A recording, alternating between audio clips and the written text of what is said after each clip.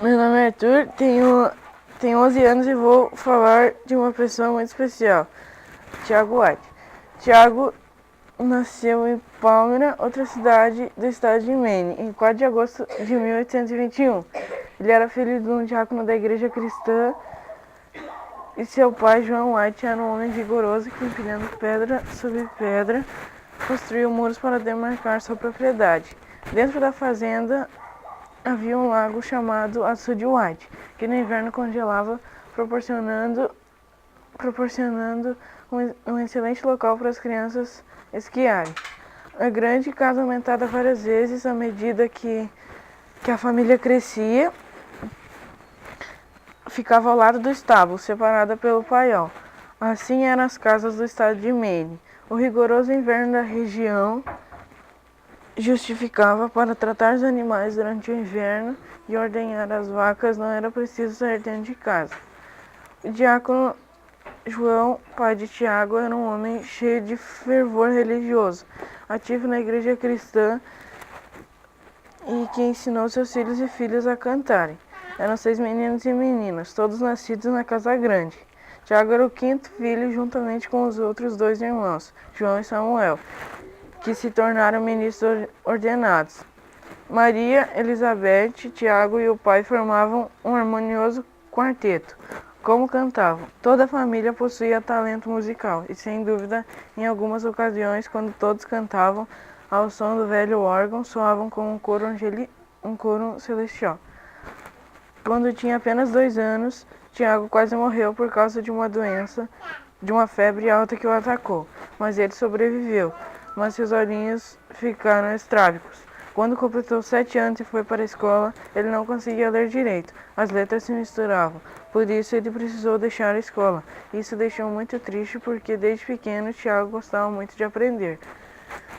Como não podia ir à escola, Tiago se tornou ajudante de seu pai na fazenda. Talvez por causa do trabalho da fazenda, Tiago cresceu forte e ficou alto, 1,82 m de altura.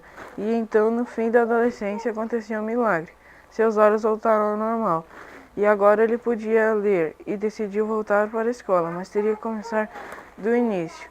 Agora, com 16 anos de idade. Mas Tiago não desistiu e ele aprendeu rápido. 3 meses de intensos estudos, recebeu um certificado que lhe conferia o direito de ensinar e passou a ser professor das crianças. Mais tarde, durante 17 semanas, teve o privilégio de estudar filosofia, álgebra e latim em uma escola em Redfield, Maine. Foi assim que em pequeno período de intensos estudos ele obteve a sua educação formal. Aos 21 anos de idade, ao terminar o ano escolar como professor de uma escola rural, Tiago voltou a casa para visitar sua família, trazendo consigo sua ambição de um dia cursar uma universidade. Ao chegar, encontrou o pai abalado pelas doutrinas de Guilherme Miller, que anunciava a volta de Cristo para 1844.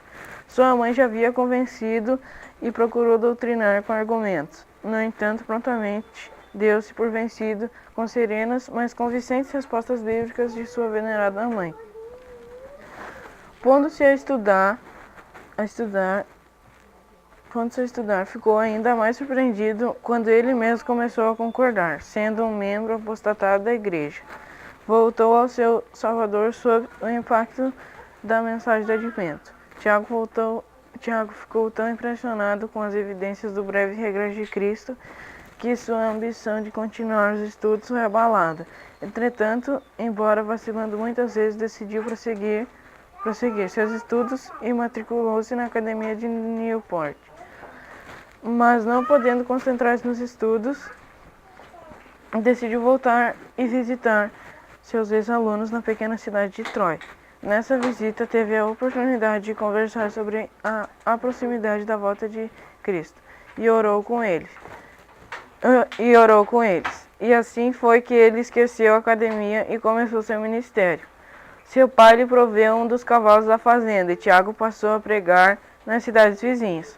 Muitas vezes se sentia insuficiente, lutando para encontrar as palavras. Sozinho na mata e passava várias horas tentando descobrir as razões de suas falhas.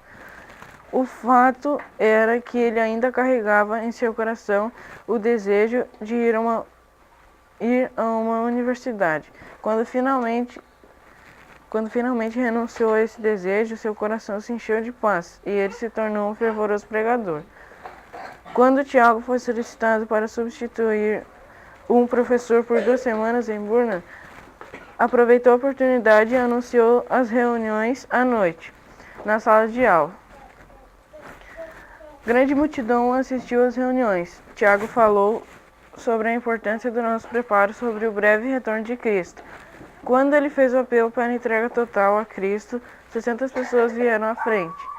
Tiago não se sentia pronto para continuar pregando e recorreu a seu irmão mais velho, Samuel, que já fazia 5 anos que era ministro ordenado. Nessa oportunidade, uma igreja foi organizada e Tiago se sentiu feliz com os primeiros frutos de seu trabalho. Quando regressou à casa dos pais, 4 meses depois, trazia um relatório de mais de 1.000 almas convertidas a Cristo. Alguns dias depois de seu regresso a Palmyra, ele foi ordenado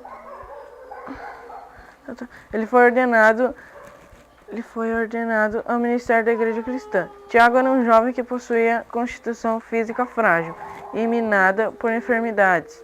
Um acidente o fez caminhar coxeando de uma perna, mas nele cumpriu-se mais uma vez as palavras inspiradas.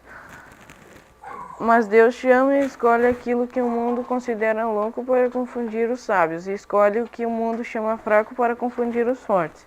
E tudo isso para que ninguém se glorie. Depois disso aconteceu o desapontamento de dia 22 de outubro de 1844. A maioria dos pregadores não mencionava mais a volta de Cristo em seus sermões. Poucos dias após o desapontamento, Tiago fez uma viagem a Portland, onde o pastor Josué Hines, associado de Guilherme Miller, reuniu-se com os líderes de todas as partes do estado de Maine. Quando o pastor Hines os advertiu de que deviam preparar-se para outro longo e rigoroso inverno, isso pareceu mais que Tiago podia suportar. Ele escreveu: "Deixei o local da reunião e chorei como uma criança." Tiago voltou à fazenda dos pais e ajudou seus irmãos na colheita que havia sido abandonada, e ajudou e se preparavam para um longo inverno. Depois disso aconteceu os primeiros encontros de Tiago e Ellen. Durante o inverno, Tiago escutou que a senhorita Ellen Harmon, que vivia em Portland, Maine, havia visto em visão a viagem do povo de Deus à Cidade Santa. Tiago recordava-se de ter visto essa jovem de 17 anos que manifestava ser uma fiel cristã. Havia se surpreendido com sua aparência física e fragilidade, mas era conhecida por todos como uma cristã fervorosa. Nesse mesmo inverno, o irmão Jordan fez uma viagem a Orrington, 32 quilômetros distante a Palmyra, para devolver a Tiago um trenó que tomara emprestado. Ali, Tiago ficou sabendo que Jordan trouxera consigo sua irmã Ellen Harmon. Juntos eles conversavam sobre suas experiências. Ellen havia escutado das 1.000 pessoas que Tiago convertera a Cristo em poucas semanas. Ellen também relatou a experiência de sua visão. Aparentemente, ao olhar esse homem alto e vigoroso e ouviu falar com tanta sinceridade, Ellen sentiu atração por sua personalidade. Estes foram os primeiros encontros de Tiago e Ellen, até que se casaram 2 anos depois. O casamento de Tiago e Ellen. Entre os documentos preservados pela família White encontra-se o precioso certificado de casamento de Tiago White e Ellen Gordon Harmon, ocorrido em Portland, em 30 de agosto de 1846. Ellen tinha 18 anos e Tiago 25. Ellen era frágil e de pequena estatura, e Tiago, um homem vigoroso e de barba crescida. Encontraram-se perante Charles Harding, um juiz de paz, e solenemente, à sua vez, responderam sim. Tiago amava Ellen, que por sua vez amava Tiago, e ambos amavam profundamente a Jesus. Tiago, antes do desapontamento de 22 de outubro de 1844, esteve afiliado à Igreja Cristã. Ellen havia sido desligada da Igreja Metodista juntamente com sua família, quando se uniram aos crentes mileritas. Esse era um grupo formado de diferentes denominações e por isso não possuía templos.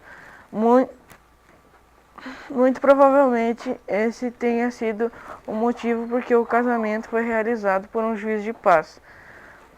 A união, até que a morte de Tiago em 1881 o separou. Em anos posteriores, Tiago escreveu referindo-se a Ellen. Ela tem sido meu diadema de júbilo. Tiago era um pregador sujeito por contínuos e desalentadores problemas econômicos. Sua biblioteca se resumia em um exemplar das Escrituras e uma surrada concordância bíblica. Em sua luta contra o pauperismo, carregou pedras em uma estrada de ferro em construção e mais tarde trabalhou rachando lenha para ganhar 50 centavos por dia. Dinheiro insuficiente para dar à esposa Ellen e ao filho Henry um padrão mínimo de decoro e saúde. Apesar de uma constituição física frágil, sempre teve uma coragem e bravura extraordinária na defesa dos ideais da cruz. Agora eu vou mostrar as fotos. Esse aí era o Henry, o filho deles, que nasceu primeiro. E daí depois veio James Edison. E daí depois veio William Clarence White. Esses foram os 3 filhos dele. E depois nasceu o William. Mas ele faleceu 3 meses depois que ele nasceu. Em suas exaustivas andanças missionárias, cruzou o estado de Maine em todas as direções, deixando ao longo dos caminhos percorridos grupos e congregações firmadas nos ideais da promessa do Senhor. Desenvolveu um método eficiente que chamava a atenção daqueles que ouviam. Quando ia pregar, era seu costume entrar na igreja pelo corredor e dirigir-se ao púlpito cantando e marcando com o passo levemente em sua Bíblia. Quando alcançava a plataforma, fazia sinal para que a congregação levantasse e todos seguiam cantando o mesmo hino. Tiago tinha a visão de um líder e dinamismo de um dirigente. Fundou instituições médicas e educacionais, porém sua contribuição maior à causa adventista foi na área de publicações. Embora carente de recursos e sem experiência editorial, ouviu a voz de Deus falando através de sua esposa. Reconhecido como um autêntico príncipe em Israel, foi convocado para dirigir os destinos do movimento adventista em 3 diferentes períodos. Serviu como presidente da Associação Geral. Isso foram 10 anos fecundos de grandes e memoráveis realizações. Seu lema era gastar-se e se deixar gastar no serviço do Senhor. Com energia e determinação, tomou nas mãos a tarefa de organizar um movimento que ensaiava os primeiros passos. Maltratado com a oposição dos que temiam ver a igreja transformar-se em uma instituição autoritária, ele permaneceu firme, lutando por causa que lhe parecia justa, graças e sua determinação, as vozes opositoras silenciaram. A igreja aprovou uma estrutura organizacional que lhe protegeu contra a anarquia e impostura. Durante 40 anos de exaustiva e esgotadora atividades, viu sua saúde e existência. Aos 60 anos, uma doença fatal o prostrou. Seu corpo não mais possuía resistência para combater a enfermidade. Após uma semana no hospital de Battle Creek, no sábado 6 de agosto de 1881, com serenidade própria dos justos, exalou o último suspiro. Em seus últimos momentos, sua esposa Ellen o interrogou carinhosamente: "É Jesus precioso para ti?" Ele respondeu: "Oh, sim", como no sussurro. E assim descansou na certeza de poder contemplar o rosto amorável de Jesus na gloriosa alvorada da ressurreição. O serviço fúnebre mais concorrido na história da cidade foi celebrado no sábado seguinte, 3 de agosto de 1881, no Grande Tabernáculo. Uriah Smith, que era amigo e companheiro durante tantos anos, com voz pausada e grave dirigiu as palavras de consolo e esperança à igreja e à família enlutada. Para a surpresa de todos, a senhora White, que também havia estado hospitalizada junto com o esposo, reuniu energias suficientes para levantar-se e expressar seus sentimentos mais íntimos. Entre outras coisas, ela disse: "Estarei sozinha, mas não na solidão, pois o meu Salvador estará comigo. Antecipo aquela manhã quando os laços familiares que agora se rompem serão reatados e contemplaremos o Rei em sua formosura. Ali cantaremos juntos ao redor do grande trono branco." Um silêncio impressionante permeava o grande santuário. Alguém entre os presentes, sob o impulso de uma grande emoção, exclamou: "Não o sepultem, oremos ao Senhor, pedindo que a vida seja-lhe restituída." Junto ao cemitério Oak Hill, concluindo o cerimonial, Uriah Smith sentenciou solene: "E agora que sepultaremos, devemos retornar à vida e seus deveres e trabalhar com disposição." Roberto Oppenheimer, festejado cientista atômico, escreveu: "A melhor maneira de transmitir uma ideia é encarná-la em pessoa." Tiago White foi o espírito e a mensagem do advento, encarnados em uma pessoa. Que possamos ter a coragem e um coração disposto para também fazer a nossa parte na obra de Deus, para que Cristo volte em breve.